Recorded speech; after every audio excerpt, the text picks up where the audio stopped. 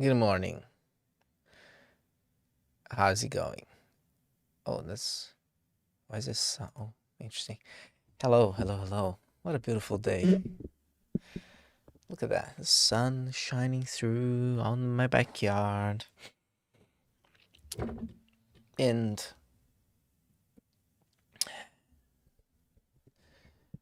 I think it's appropriate to remind everybody. I'll do this constantly. But it's perfect, even better. Appropriate. Just woke up. Oh gosh, English. Even more appropriate at this time. There's no such thing as a climate emergency. It's a made-up stuff. It's a made-up term. There's no emergency. The only emergency exists because people want it to be an emergency. Because it's profitable. Because some people benefit from this idea of having an emergency. There's no emergency. There's no crisis. The crisis is also made up. There's no crisis. The crisis is the fact that there's people pushing, global people pushing an agenda, and there's other people who see through it and are not going with it. That's the crisis. That's the only crisis there is. There's no other crisis.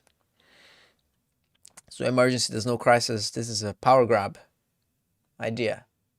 Run from it. Run from it. Anyway, let me get the Bible. Because obviously,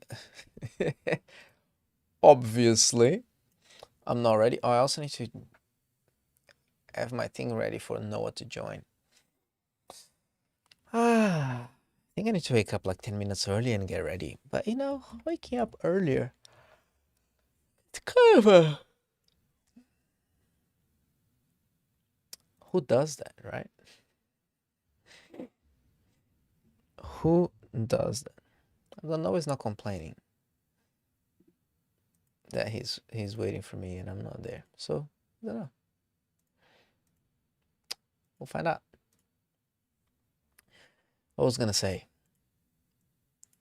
Yeah, the Bible. I need to let's get the Bible ready. Let me get the Bible ready. Anyway, how are you going this morning? I couldn't stream last week because I had to go to work in the morning at the same time as the stream. It was quite unfortunate at that time. Maybe I could do a different day. I'm like, nah, whatever. Let's just let's skip the streaming for that day, which is okay. I'm sure nobody noticed. So look, at least I'm a realist, okay? Let's get the Bible ready. Oh, here we have the Bible is ready. Ah, what a wonderful thing. Wasn't that hard today? We're gonna read a passage from 1 John chapter 3. Because today I want to talk about love, but also I want to talk about the metaverse. The metaverse. I'm gonna start with talking about love, and then we can talk about the metaverse after that. Great. 1 John 3. Let me message Noah.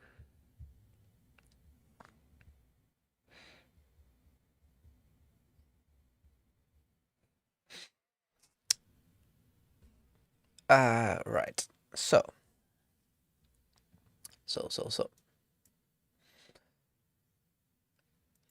Dang. There is the Bible there for us. Why is it in 1 Thessalonians? What? Like, it's a good text, but it's not. Go figure.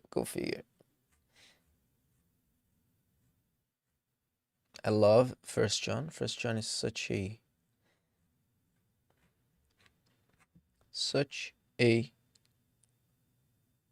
good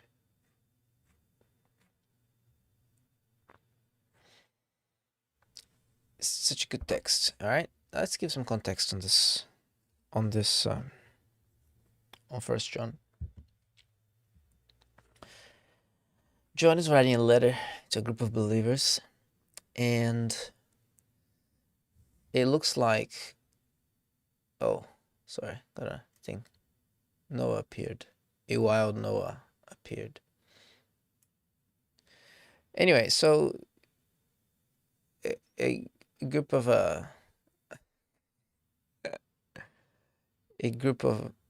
so he's writing a letter to a group of believers who walked away. I mean, not they didn't walk away, but there are people in their group, in the community, who walked away from God, and they were teaching weird things. Probably they were teaching some form of Gnosticism, where they believed that Jesus didn't come in a flesh, but in only in spirit. Probably, I would say this something to do with that. And he's telling them things. He's encouraging them, but also showing why they belong to God and the ones who walked away don't. Right? But I love this verse. By this, we know love, that he laid down his life for us, and we ought to lay down our lives for the brothers. Now, in that he's using adelphon, ton adelphon as the brothers, which means the community of believers, not just the brothers, but the brothers and sisters. And I think the NIV renders that really well. Gosh, why is this 1 John 5? Dang. What is this? 1 John chapter 3:16. 1 John 3:16. This is how we know what love is. Jesus Christ laid down his life for us, and we ought to lay down our lives for our brothers and sisters. Actually, the rendering of the NIV is really good here. I actually like this. This is how we know what love is. Jesus Christ laid down his life for us, and we ought, and we must lay down our lives for our brothers and sisters. Maybe I should bring Noah here. He looks somewhat ready. He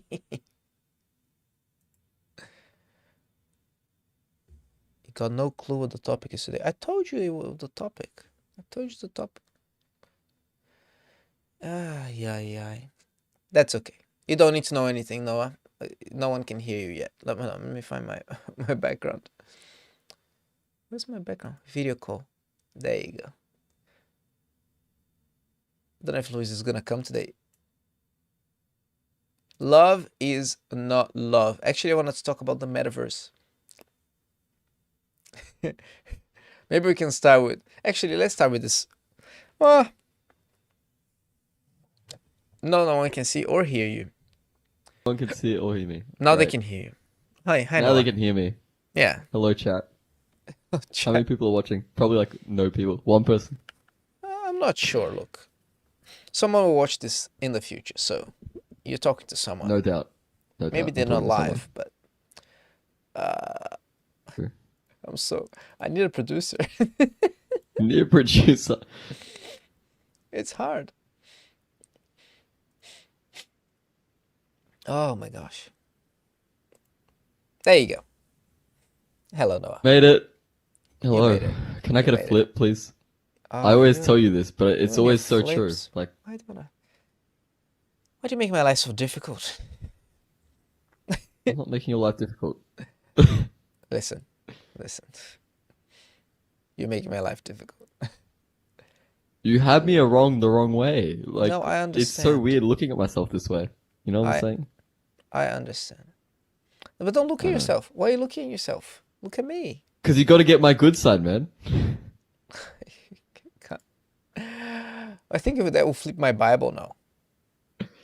Oh no, it doesn't flip Wait, my Bible. really? Okay, good. Phew. You said the Bible is in the same location. Oh, right. So the reason I'm reading about love is because there's this book called Mere Christianity. Have you read Mere Christianity? I've heard of it. I haven't read it. So C.S. Lewis, he wrote some books. You may have heard of them. You may have heard of C.S. Yes. Lewis. Yeah, I've heard of C.S. Lewis. C.S. Lewis wrote the Narnia series, right? Yes. But he also wrote lots of Christian books because he was a Christian, Mm-hmm. just like his friend Tolkien. But yeah. So in this book, Mere Christianity, is actually a series of radio. Like he used to talk on the radio. Mm-hmm. I'll read what the back of the book says. During the Second World War, C.S. Lewis was called upon by the BBC to give a series of lectures broadcast that would ultimately bring new meaning to the lives of adults everywhere. Bringing together these legendary talks, Mere Christianity has become regarded as the most popular and accessible of C.S. Lewis' works, reminding us of the truly important things in life and showing the way to joy and contentment. So, this is taken from that. There is a chapter called The Shocking Alternative. And in this chapter, he's defending why God gave people free will. Why God gave Adam and Eve free will. But I do think that he also believed that he gave people free will. And the reason why I think that is because of this part that says here. If a thing is free to be good, it is also free to be bad. And free will is what has made evil possible. So he's trying to justify why God gave people free will. Because that's the big question of Christianity. Is evil. That's the big challenge. Why is there evil? If God is good, why is there evil? I think that's the big challenge of Christianity. I have a very good answer for that question. It's a very good Calvinist answer to that question. Why then did God give them free will? Because free will, though it makes evil possible, it's also the only thing that makes possible any love or goodness or joy worth having.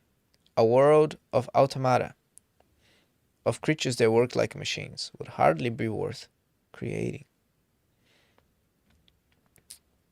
So, what his contention is that love, that is love love that is forced, love that is not free, it's not worth having. And it's not love. Yeah? Any thoughts? Love that is so it's contentious. Love that is not free, and love that is not. What was the other one? Love that's not free is not worth having. Like, Love's free not for you free to is not- love. Like, if you're forced to love. And let's assume for a moment that he's talking about our love towards God. Yeah. I don't think, or he's talking love amongst people, right? Amongst people or amongst God, because they're two very different things. Well, Or maybe they're not. But I think of it against God, it's so much more. I don't know. The answer's easier. I mean, if you're a Christian, Yeah. if God elected people to love him, so basically it's not free. People are not freely choosing. I don't think it's. I don't think that discredits it to mean it's not worth having. I think that it's a. What the heck? You done there? Okay, you good? They couldn't hear that in the stream, only you heard it. I was just blowing my Wait. nose How do you know they couldn't hear it? because I muted myself in the stream. Anyway, Oh, keep smart. going. You were talking. Okay. I put you to talk for a reason, so I could Yeah, blow yeah, my yeah. nose. No. So I don't think that free will. No, I don't think that love without free will is a love not worth having. I think that's absurd. I think that just because we're chosen doesn't mean it's not worth having. I don't know. Then again, C.S. Lewis isn't necessarily Calvinist, so like I see where he's coming from, but to say that it's not worth having, like no, I think it brings a different kind of beauty to it when you see that we've done nothing in order to obtain salvation. Like we've literally done nothing, like at all. So it brings another kind of beauty to it, another Right. kind of yeah. It just Right. I think it emphasizes love even more. It emphasizes God's love even more. It's like I don't think there's any way you can see it as a bad thing. Right.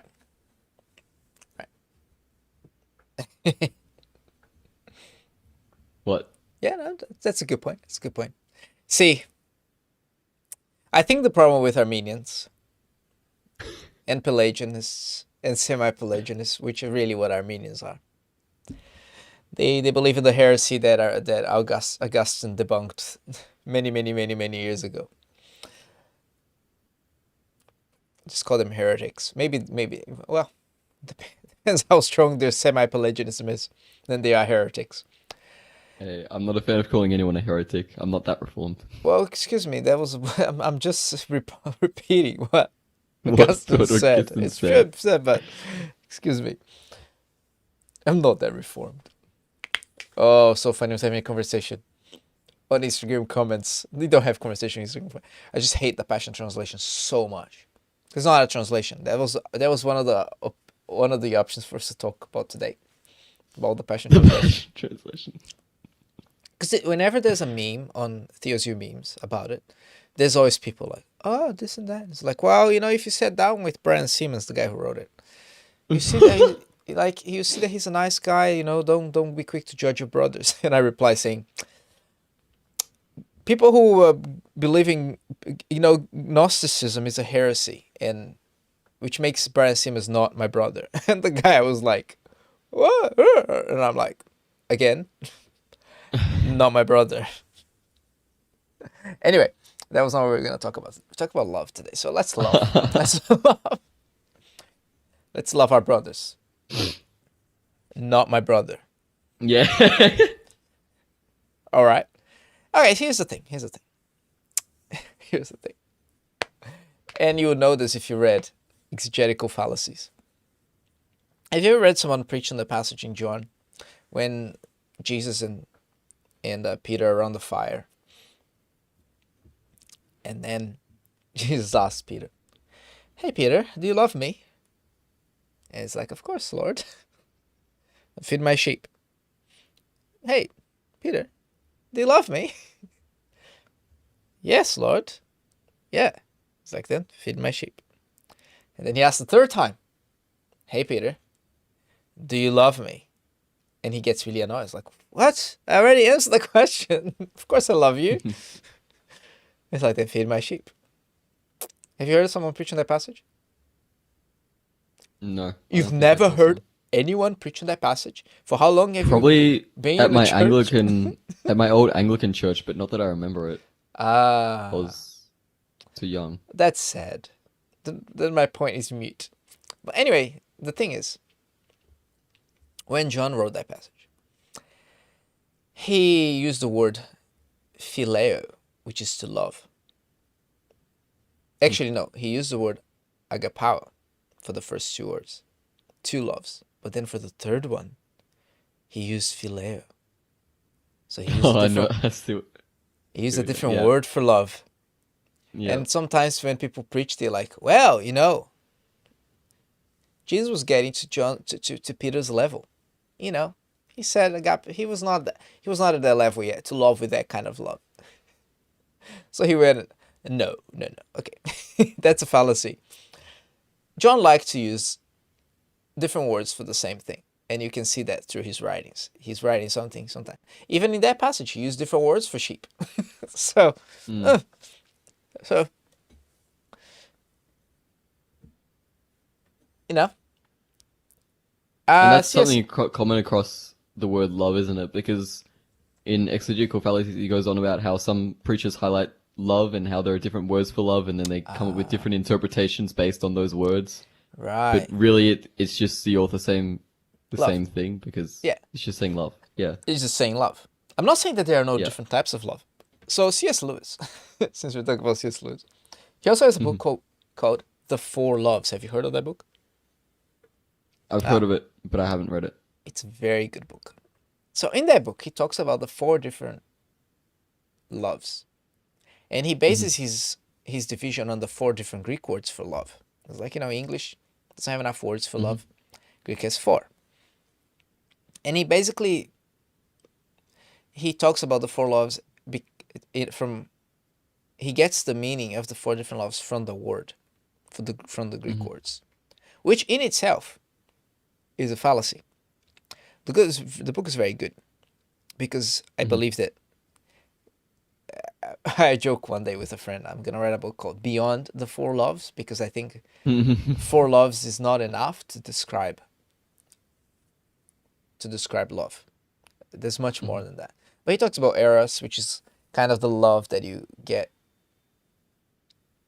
that like you have a personal interest in. Like you love someone because you want something back from them. That's eros. Or you love The sexual something. attraction kind of love, isn't it? Well, but it is a sexual attraction, but not just. You know what I mean? Okay. It's let's say it's a more selfish kind of love because you want something from it. But that's the thing. That's C.S. Lewis's definition, right? And then you have phileo, which is a familial love, the love you have between your friends, between your family, and there's storge. Actually, I think the storge is a different one. It's that one. But anyway, it's like, and then there's agape, and that's the love from God. I do believe there's a love from God.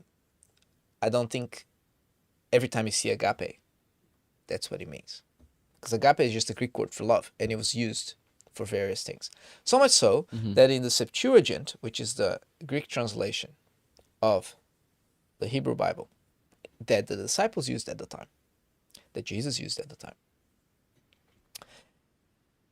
there's a passage in Genesis that talks about a rape between one of Jacob's. Anyway, I should know this. But one of their neighboring friends, one of the men there rapes the daughter, and in English it's rendered as "and he loved her." Yeah. But that's translated in the Septuagint with agape. So,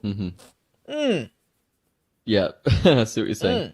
he didn't love her, love from God. No, he had lust for her, right? It's not really love what he had.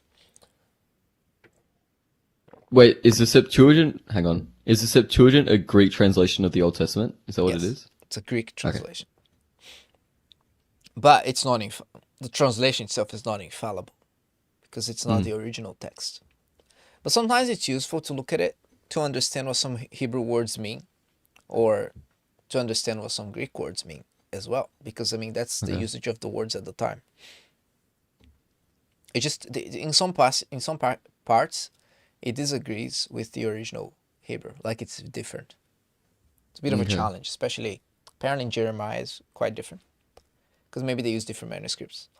So sometimes it's useful to look at the Septuagint because to understand which manuscript is correct. Because Mm-hmm. there's differences in manuscripts. No, they're not that significant.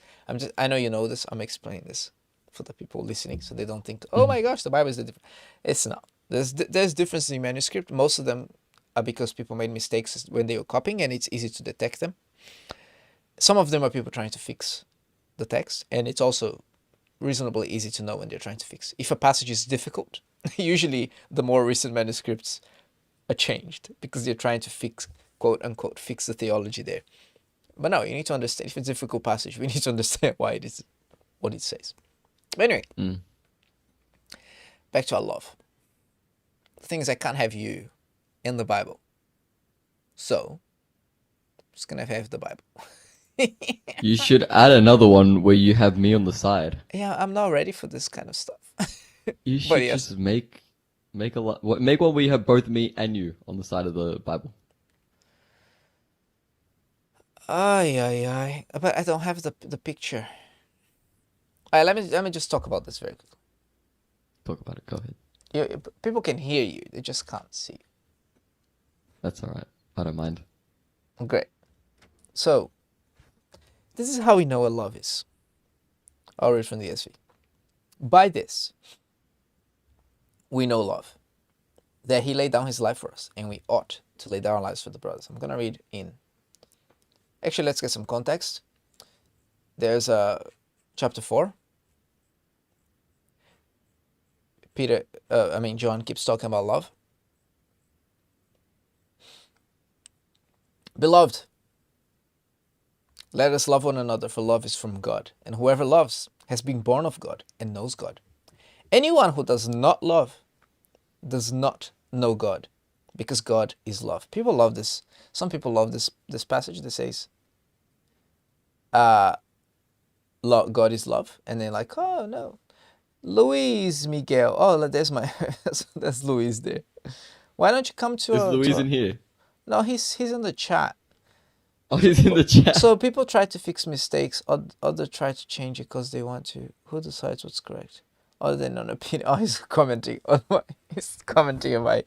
on my textual criticism thing. Uh, Let me so annoying. I think that's worth Louise, addressing though. Let me join us. he's not gonna join us. He doesn't wanna use the platform that we're using for this, so he's not No, gonna join. blue jeans. You said the Oh word. wait, yeah, no, I can't say it. I can't say it. I can't say it. Louis. He made a point. He's saying some people try to fix mistakes, others try to change it because they want to. Who decides what's correct? All right. As I said, some of the mistakes are really easy to know because it's a mistake of looking in the wrong place in the original, because they kind of repeat the same sentence twice sometimes. Sometimes in the original it ends with the same words and they skip one of the parts because they thought they already copied. So as they're reading the original, they skip a part of it because they saw the end of one passage, but then when they go to copy again, they saw the second end, and then kept writing, and skip what was in between. You know, Oh no. another common source of variance, textual variance, is some words are written differently, but pronounced the same. So sometimes you're gonna have textual variance where it's the same verb, for example, but it's a different conjugation. So one is in aorist, another one is in the future, for example. And that's usually the text variant. It's because maybe someone was reading it while someone was copying. Another common, the more difficult ones is people fixing it, like trying to fix it. For example, in Revelation, John writes a lot of grammatically incorrect stuff because he's copying from the Septuagint. So he's writing stuff from the Old Testament and he's copying exactly as it is there. And sometimes it doesn't fit the grammar of the rest of the text. Right. And usually so that makes sense, like you can understand. So different books have different ways. Now Luis is asking a question. He's so annoying. So was Jesus having compassion on the lame man or being angry at him? Same word, similar? Yeah, well, okay, that's a word that it's hard to know. Usually what people do is they take the oldest manuscript. It's probably more accurate, but sometimes the oldest is not. But anyway, the thing is, the Bible was copied so many times by so many people. There's no one central person controlling it, and it was spread around the world.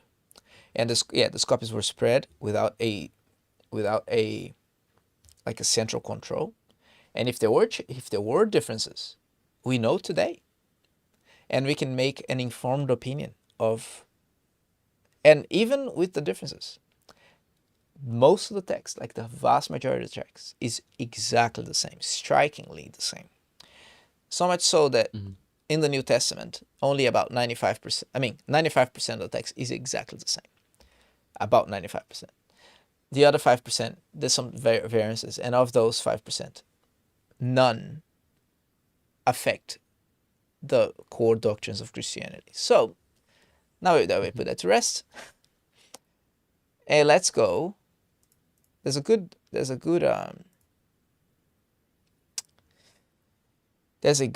debate, James White with what's his name? Is this the one I sent you?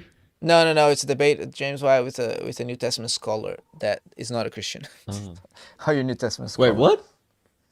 Yeah, no, there's lots of scholars who are not Christians, man. They just really interested in the text of the Bible. But anyway, the guy doesn't believe the Bible is true, and he wrote some fantastical books. All right, now let's go back to this. Beloved, let's love one another, for love is from God, and whoever loves has been born of God and knows God. Anyone who does not love does not know God, because God is love. In this, the love of God was made manifest among us, that God sent His Son, His only Son, into the world. I love the Greek. In this, ephanerothe, it was manifested, love, the love of God, in us, that the Son, His Son, the only one, I love it. I love this. His Son, the only one. It's great. I love it. Anyway, into the world, so that we might live through Him. In this is love, not that we have loved God, but that He loved us and sent His Son to be the propitiation for our sins. Now let's go back to chapter 3, verse 16. So John is writing a lot about love, right? Mm-hmm. By this we know love. In toto. In this we know love. That one is referring to Jesus, but in the Greek, the word is literally that one. That one, for us, His life gave. And we, of Philomen, hypertona delphon tas psychas thenai, and we ought for the brothers the life give. So, we ought for the brothers, for our brothers. So our is not in the text, but it's kind of implied. The life also, it's not in the text. Oh, the lives, tas psychas is plural. The lives, so it's also implied that it's our lives. Give. Of Philomen, we ought to be indebted to someone in a financial sense, owe something to someone, to be under obligation to meet certain social or moral expectations, to owe. That's what the lexicon says, which is the dictionary. Mm-hmm. To be constrained by circumstance, and it's best rendered with an auxiliary verb, which the auxiliary verb is theinai, which is give, to give. It's in the infinitive, to give. To be constrained by circumstance. Have to, ought. So we have to. Right. Where do they place 1 John 3 here? They put it in this one. To be obligated, right? To be under obligation. To be obligated. Mm-hmm. Here's the thing. There are many different types of love, right? Mm-hmm. I'll bring it back. I really need a producer. Oh my gosh. You just need a stream deck. I have a stream deck, So but I have. Why don't you use it then? What's Oh, now I'm big. Hey. I'm massive. No, let's keep it this way. Let's keep it this way. Oh, I put you in the place of the Bible. That's so funny. No. Let's keep it this way, man. No, I can't find OBS. Oh, here it is. This is It's great. just so hard. That's much better. I like having a bigger head than you. Oh, right. Okay. I see how it is. Just to remind myself that I need to be humble and not have a big head, Anyway, back to what we were saying. You know how C.S. Lewis is saying, love that is not free is not worth having. We need to understand here. This is just stupid saying that people have. When they don't like. There's two stupid sayings that people have. One of them is not stupid because it's biblical. But it's stupid. Their understanding of it is stupid. And it's like, when you tell people, look, you're wrong. Right? Why are you sinning? Why are you living a life of sexual immorality? Why are you living a life? Why do you lie? Why are you proud? And here's the thing: it sounds proud to judge someone, right? It sounds proud to go and tell someone they're in sin. But sometimes it's a loving thing to do. We need to tell the truth in love, and that's the thing, love, right? But people say, but God is love. Why are you judging me? God is love. Right? As we just read in 1 John chapter 4. Mm-hmm. If anyone is born from love, from God, loves. And anyone who loves knows God. But then you look around and see, well, a lot of people love. Not everyone Do they knows know God? Do they know God? No, they don't. So, okay. That's interesting. Right? Even the love that people have, even unregenerate love, it's not a what do you say? It's not a redeemed love. It's our selfish love. People love people for selfish reasons. And of course, there's still love in the world that is not selfish. Mm-hmm. But, let me get my Bible. And by the way, if anyone is curious, I'm reading directly from the Greek New Testament. Okay. I'm just mocking. Sounds like NT Wright. That was NT Wright all over. I am just mocking the guy who literally is there next to NT Wright. Basically, like, I was gonna say an inappropriate version of this, but he's there basically like kissing his feet. Like, oh, he's reading. By the way, if it sounds weird. The show is called Ask NT Wright, so he's bound to do it. Oh, look, he's reading from the Greek New Testament. Me too. Okay. Does that make my point more correct? Apparently. Comparing to NT Wright's friend.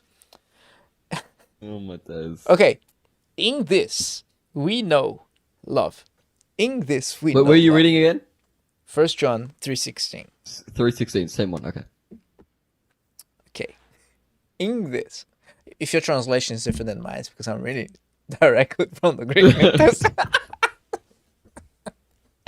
Look, Get out of here. it's a false. Another fallacy. Another fallacy is a false claim. It's a claim to authority to make your point be more real. So if I say here and say, well, because Calvin said, that doesn't prove the point. It doesn't matter. Like maybe he was right, maybe he was wrong. Okay. Mhm. Calvin is not infallible. If you say, oh, this guy who has a PhD said, agrees with me, it does not matter. But I think reading from the original text is probably a good idea, right? I mean, the most big English translations are pretty good. Anyway, there are different types of love, right? My contention. Because love, like, people say love is love, let us love, let's get married. You know, the LGBT plus people. Love is love, that's the argument, love is love. I mean, how do you argue against love? It's a very good propaganda point. How do you I was argue? thinking about this the other day. How do you even know what love is? You can't. I don't think anyone could define love. Oh, but look, we have a text that that is the whole point of this text, and that's the point I wanted to get to. The text starts with, in this, we know love.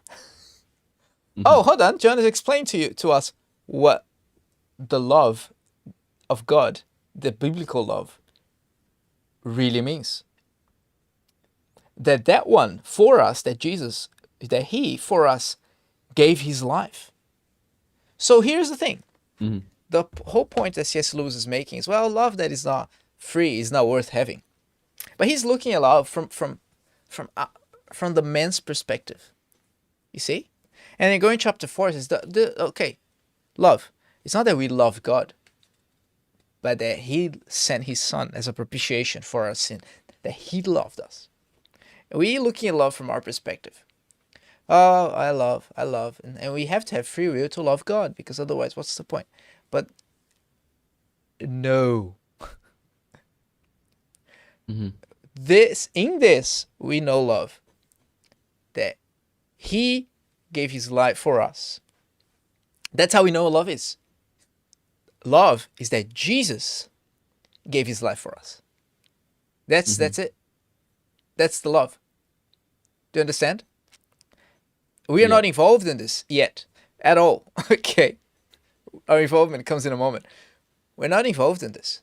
God, the creator of all things, the only one who has true free will, because he's in control. He's sovereign. He's the only one who can do literally whatever he wants. He can, at any point, snap his fingers. He doesn't have fingers. He's God. But let's just be thinking in a human perspective. At any point, he can snap his fingers and everything is gone, because he's the only being, and I use being in quotes because there's no other word to describe it, no better word to describe it. He's the only being that exists by himself. By himself. Right? He's saying, he told Moses, like, what do I tell them? Who sent me? Like, I am sent you. I am. In that name itself, there's just so much in that name. Because it's like, he is. I am that I am. He is. There's nothing, that he's not bound by anything. Everything else exists because of him. The Bible talks about Jesus, right? All things that were made because of Jesus. Why? Because they are standing on, everything that exists is standing on the mercy and the grace that comes from Jesus dying on the cross, so we can have common grace. If it weren't for that, the world would just be like whoosh, gone because of sin. It'd just be destroyed. But it's holding together because of God's common grace that keeps the world together. And God does that because he wants to. Sometimes people are like, oh, but God wants our love. No, God doesn't need anything. He doesn't want, like, God, the first question of the Westminster Catechism is, what's the sole purpose of man? I think that's I think that's what it is. Let me get it for you, so I'm not quoting it wrong. I'll take a stab in the dark. Westminster Shorter Catechism. Is it to glorify God? Is that what it is? Yes, yes. Oh, what a stab in the dark. You Not got. really. I got the question wrong. What is the chief end of a man? Man's Ah. chief end is to glorify God and to enjoy Him forever.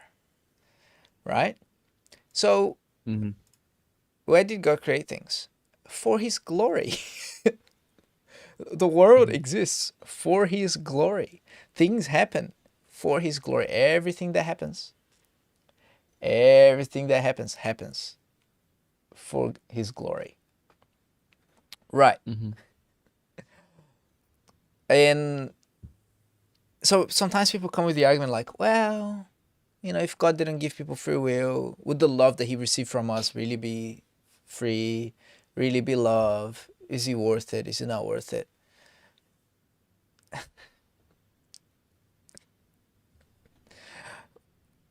It's like we're trying to come up with a theology based on our own thinking and our own experience and our liking. And I think people who end up being Pelagianists or semi-Pelagianists or Armenian, which is the same thing, they go to their route just because they read stuff and they don't like it and they want to make it fit their what they think. Oh no, but this is not, doesn't feel right, doesn't feel just, doesn't feel right. Who are you, oh man, to talk back to God? You know more than God? You think you know more than God? And by the way, that's I'm quoting, paraphrase quoting Paul there from Romans, when people are making the argument that, oh no, God chose because He knew we were gonna choose Him. What? What? Oh, that's unfair then. Well, who are you, oh man, to talk back to God? That's Paul. I'm paraphrasing though. Isn't it, who are you, O man, to know what is good? And then he goes on to say, to love mercy and walk justly. And No. This is, now you're quoting an Old Testament prophet there. That's someone else. Oh, my bad. Yeah. I guess the Bible has many passages that question, who are you, oh man? Oh man. Because we think we know better. But here's the thing. In this we know love. That He, out of His own free will, God didn't have to. He could have just decided, I had enough of this world. Done. Whatever. Don't care anymore. And He would still be God. And He would still be good. And He would still be doing the things that because He would be just to do it. He would be just to do it. We sinned. We turned away from Him. The people we created turned away from Him. Adam and Eve did have free will. Out of their own free will, they decided to choose to sin. And that put the entire world in bondage to sin. And God could have just like, you know what? Let's watch them destroy themselves. He could have. He would still be God. He would still be good. Okay? I mean, but it's good. Why would let us die? Listen, you sinner, you old man. Why are you talking back to God? Are you smarter than Him to instruct Him? Please. So this is how we know love. This is the definition of biblical love here. And you can see this through the Bible. This is what love is. Not that we love God. We have nothing to do with this. It's that He, out of His own free will and determination, gave His Son for us, died for us. But then comes the second part. And we must. We now are under an obligation. An obligation to love our brothers and sisters. So our love for God and for our brothers and sisters is out of an obligation. We don't love because we feel like it. We love because God commanded us to. Is this a love worth having?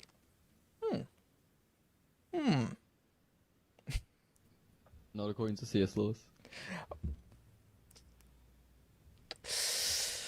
Just leaving it out there. But it is a love worth having. Like, of course it is. If God commanded it, it can't be bad. Can't have a bad result to it. Yeah, because we need to understand. Here's the thing about grace, right? When you realize as you said before, when we realize that we did nothing to deserve this. God was not there in eternity past. I love Stephen Lawson. He talks about eternity past, eternity future. Whenever he preaches, it's funny. But there's God in eternity past, which is just eternity, right? Like God is outside of time, I suppose. I mean, how it's a way for us humans to try to understand God, right? Mm-hmm. But he's there, and he one day looked at me in the future and said, "Oh, Carlos, yeah, he will choose me. I guess I'll predestine him. He's better than the other guy there who decided not to choose me." So that means my salvation now becomes because I'm better than the other guy. But no. When I understand grace, That's the idea of foreknowledge. That's a Pelagianist idea, yeah, or semi-Pelagianist, depending on how you see it's all the same. Which Augustine debunked completely, many years ago. Anyway, so when I understand, I did nothing to deserve it. God chose, out of His own will, to save me, to send His Son to die for me, to give me the grace of knowing Him. People read the Bible, people study the Bible, and treat it as just a text. Mm-hmm. You know, like Bart Ehrman, as we were talking before about inerrancy, and about different manuscripts. He's a scholar. He's a Bible scholar, and he knows the Bible better than I do. He knows the New Testament better than I do, and he doesn't see. He gets nothing from the text. To him, it's just like Shakespeare. You know what I mean? Like, but when I realized that God chose me, He loves me, He gave His Son for me, I can read the Bible and be full of life. Like I read this text and it's, wow. You know, John 3 verse 1 was my favorite. This is just so good. See what great love the Father has given us, that we shall be called children of God. And we are. That's what we are. Like, isn't that amazing? Like how can a sinner, like a frail, weak man like me, be called children of God? Like the same level as Jesus, who is a child, you know, his son. Be his brother, like be part of the family. Like that's madness. What kind of scandalous love is that? That when you understand, when you understand this grace, you are now under an obligation to do the same, to love people. Mm-hmm. Your life is not yours anymore. You see, like it's when you're bought for that price. Now we're under an obligation, and if you don't live like that, you don't really know God.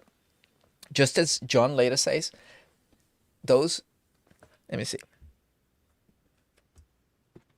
Hang on. So when you answer the question, love is, what do you follow it up with? What is love? If I had to ask you, what is love? What would you say it is? That Jesus laid His life for us, and we ought to lay down our lives for our brothers and sisters. But that's how we know what love is. But what is love? That is, well, 1 Corinthians 13 gives an even better description of love. I was literally just looking at it, yeah. Right, but here's the thing though. But it's Jesus, like it's defining what Jesus did for us. That's what love is. Because here's the thing. Then that's yeah. Gone. No, go. No, because that's what I've been thinking about. Is that there's no definition. Like you can't look up love in the dictionary and get a good definition of what love is. Because people don't know love. Yeah, but there's no definition of love. But the only way we see Paul and such like describe love is through actions, is through pointing out the figure of Christ, and through saying that love is, and then he goes, love is patient, love is kind. Like those are all actions, you know? The only way he can describe love is through more actions, but we have no definition of love to begin with. Right. Yeah, that's my entire thing that I've been thinking about. It's like it's just funny how we have no definition of love. We just know what love looks like. Right. Yeah. But here's the thing. An unredeemed person who is patient and kind, Hmm. they don't have the love of God. They don't No. have this love that is written in 1 John chapter 4 that says those who've been born of God love. Hmm. Because they haven't been born of God. What they have is a copy. What they have is something that is not the same. Hmm. All right? Because that's what the Bible says. I'm getting my truths from the Bible. Only those who are born of God have this type of love. And this type of love can only come when you realize by grace. Like, you can't really love people like that until you are saved. Hmm. Until you receive this undeserved love from God. Because that's what love is. Hmm. Not that we love God, but that He loved us. Mm. Right? And we try to make it, oh, but if my love is not free, my love for God is not free, then it's not really worth having. It's not really love. Well, again, love is not us, but it's Hmm. God. God loved first. And now we ought, we are under an obligation. We're under an obligation to love, To love others. right? And not just others, but Mm. God too. Like we're under, Hmm. like Jesus said, those I know this verse very well in Portuguese. I don't know it in English. Like I didn't memorize it in English. But those who love me keep my commandments. Right? They will obey me. It's like we're under this obligation because of grace. We just owe God so much because He gave us everything. So now we're gonna obey Him. As Paul Hmm. very nicely puts in Romans, we used to be slaves to sin. We used to be in bondage to sin, but now we are in bondage to Jesus. We chose, quote unquote. Now we're free from sin, so now we can be in bondage to Jesus, right? We can now serve Jesus, and because He's our Lord now, not sin anymore. Jesus is the Lord, is our Lord. So it's Mm. people don't like that idea of being under obligation of doing things. But Mm. look, Here are my closing thoughts before I have to run off to go get ready for school. closing thoughts. That's the thing. Here's my closing thoughts. What's more interesting than this? Actually, no. What adds to this is the idea that Christ being the image of love and Christ being the definition of love, or what we can get the definition of love for, what love looks like, was predestined before the formations of the earth. How do I know this? Because you go to Ephesians, what is it? Is it 5? I'm not entirely sure. I love how you muted your mic for me as well this time. That was great. Anyway, it's Ephesians 5 where it talks about Christ loving the church and such like. I believe it's Ephesians 5. I could be very wrong. No, I got to search this up. Because when I realized, not when I realized this, I didn't realize it. When I got taught this, it was just mind blowing to me. Alright, here we go. I'm going to read from verse 22. Wives, submit to your own husbands as to the Lord. For the husband, actually no, we go back a little bit. Submitting to one another out of reverence for Christ. Wives, submit to your own husbands as to the Lord. The husband is head of his wife, even as Christ is head of the church, his body and his self, its savior. Now, as the church submits to Christ, also, so should wives submit to everything of their husbands. Husbands, love your wives as Christ loved the church and gave himself up for her, that he might sanctify her, having cleansed her by the washing of water with the word, so that he might present the church to himself in his splendor, without spot or wrinkle or any such thing, that she might be holy without blemish. In the same way, husbands should love their wives as their own bodies. He who loves his wife loves himself. Yada yada yada. We go down where then Paul goes ahead and quotes Genesis. So he goes, therefore a man should leave his father and mother and hold fast to his wife, and the two shall become one flesh. So he's quoting Genesis. And he explains this verse saying, this mystery is profound, and I'm saying that it refers to Christ and the church. And so we see that the commandment that Paul gives for husbands to love their wives as Christ loves the church, and wives to submit to their husbands as the church is to submit to Christ, that more than this being something complementarian or anything. This is predestined all the way back to Genesis. This image before Christ and the church even existed. Right. This was the way that marriage was designed. And so then, I think a similar thing can be seen in what love is, in that Christ was always Christ was always the figure of what love is. Christ was always the golden standard. Right. Regardless, before he even came, that it was always Right. Christ. So the love that we see in the world is just a shadow of what the perfect love that God Exactly. that Same God with marriage. demonstrated. Yes, right. Yeah. Yeah, Those are but my you see, the closing love of God thoughts. is even yeah, it's a shadow, right? This is a shadow. It doesn't even begin to yeah. Good point. Good point. My closing thoughts. That's it. Great.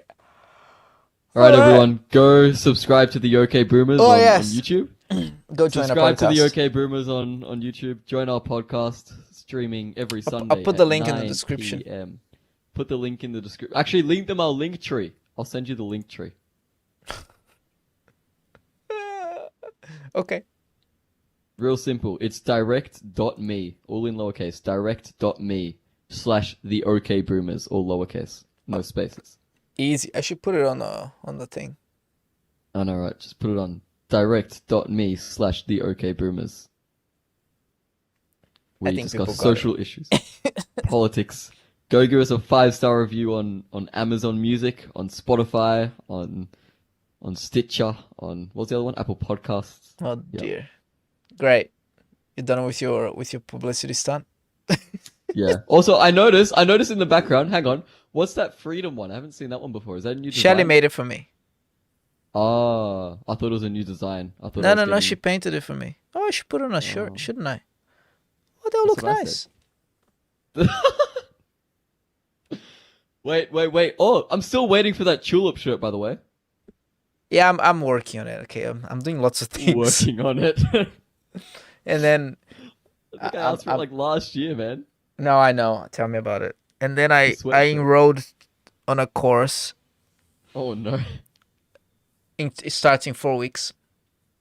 Another one?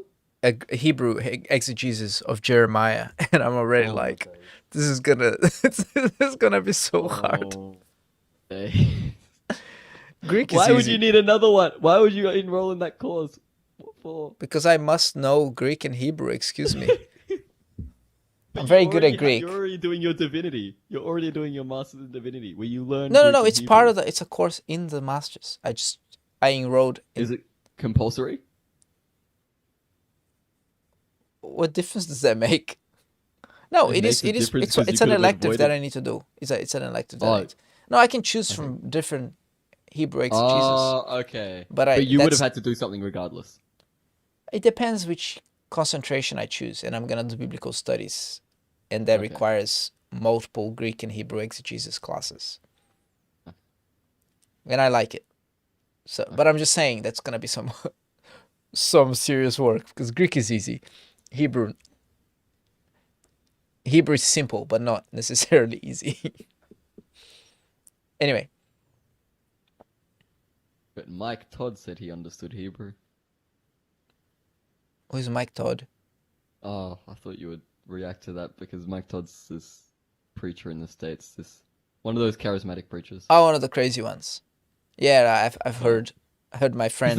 He's not as bad as what's the other one that leads lifestyle Christianity. I don't know what his name is. He's another guy ending with Todd. He was on the Christ Crucified, or was it Christ Alone? No, Christ Alone. He was on Christ Alone. Oh yeah. Let me see. Search up lifestyle Christianity. Oh, Mike Todd. Yeah, okay. Yeah, he's Todd White. Todd White. No. Todd White. That's what I was talking about. Okay. Well, they are both bad in a way. Like, I've seen. The thing is, this is my guilty pleasure. My guilty pleasure is to watch the people who judge and criticize other people's sermons. I just some of them. There's a couple that does it, and I don't like them because they do it in such a conceited way. I can't even stand watching them. Mm. Even when it's funny, I can't. But then there's this guy called Basil T3. Mhm. I like him. Because I think he's doing something in a bit of humility. You know, I mean, it's hard. It's hard to criticize other people and be humble. I mean, are you really humble? But here's the thing: like, if you truly believe that these people are teaching, the people who follow them are going to hell, or high chance of going to hell because they're not teaching the Bible, then I guess they deserve to be judged and criticized. You know what I mean? And he's so funny, and it's funny to see. That's my guilty pleasure. I love it. It's like it's my Netflix. You know what I mean? Like my show that I watch every week. When he posts a new video, I'm there. Oh my days. And he's into aviation. He works at an airport as really? I think an engineer or something. And there was a video he made recently about the private jets of preachers. And he knows a lot about the planes, so he's like, "Oh, this is a nice plane. Look at this Gulfstream." That's funny. That's funny. Ridiculous. Anyway, bye, Noah. Goodbye. By the way, you haven't ended the live. You know that, yeah? No, I'm gonna get you off the Okay. screen, and then I'm gonna end the live. Okay. I see how it is. Well, Ending you the live said- without me. You said it's my live. Excuse me. Yeah, I see how it is. No, that's fine. No, You're just here because you show up. Otherwise, I would just do the live without you anyway. You can see Luis showed up in the comments. He probably couldn't be bothered joining the conversation. He also retracted all his messages on YouTube. Why? Because he's he was afraid of big tech. No, because he was being silly. He doesn't actually believe what he said. He was just like, he was doing it on purpose just to annoy me. But I think, no, some people might think that. So it was good. We answered the question. Hopefully I answered the question well. So. Anyways, I gotta go get ready for school. So Bye-bye. I will leave you to end the live. At Wiedersehen. Auf Wiedersehen.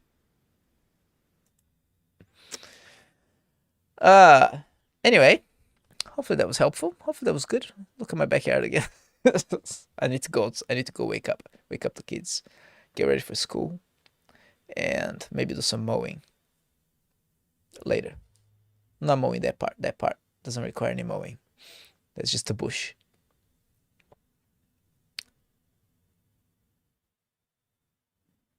Thank you for watching. Remember, if you're Christian, what is when I was always in the chat? What do you mean? What the heck? What are you talking about? What is that? What do you mean? What is that? My backyard? That's my backyard. I do this every week. Like, how does he not know that's my backyard? Like, what's going on? Anyway, Jesus said we will know by our love. Not by our love. Not by our love to the world, but by our love amongst our brothers and sisters. By our love within your church. I live stream my backyard. I do this every week. Literally, I live stream my backyard every week. And now Noah is surprised in the chat. Like, what is this? It's because it's the morning. I want to show the sun and stuff. And then just listen. Let me do my thing. Let's love one another, because we will know by our love amongst brothers and sisters. Right? Right. I love that only people who were born again can have. Only people who have been born of God can have. And we ought to love our brothers and sisters. We ought to give our lives, right? Jesus Christ gave his life for us. We ought to give our lives for our brothers and sisters. All right, with that, I leave you. Thanks so much for watching. If you... So what I said, some things I said, some people don't like it. People don't like the idea that we're not 100% free, you know? People don't like that idea. But listen, I don't argue with the Bible. All right. If I run across your backyard, would everyone be able to see? Yeah, of course. If like a kangaroo appeared, that's a live camera. It's live right now. It's not a pre-recorded thing. All right. With that, I leave you. Thank you for watching. I'll see you next time.